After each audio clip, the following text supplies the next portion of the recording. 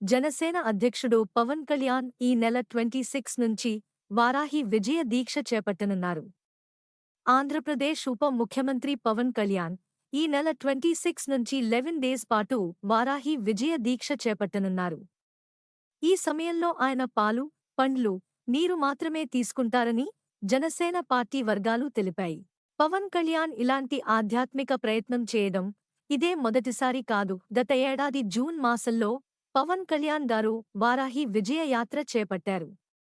ఆ యాత్ర సందర్భంలోనూ వారాహి అమ్మవారికి పూజలు నిర్వహించి దీక్ష చేపట్టారు. రాష్ట్ర ప్రజల సంక్షేమం కోసం అమ్మవారి ఆశీస్సులు పొందేందుకే పవన్ కళ్యాణ్ ఈ దీక్ష చేపట్టాలని నిర్ణయం తీసుకున్నట్లు తెలుస్తోంది. ఈ నెల 26న ప్రారంభమయ్యే దీక్ష 11 డేస్ పాటు కొనసాగుతుందని, ఈ సమయంలో పవన్ కళ్యాణ్ ఆంధ్రప్రదేశ్ సుభిక్షంగా ఉండాలని ప్రార్థిస్తారని పార్టీ వర్గాలు తెలిపాయి.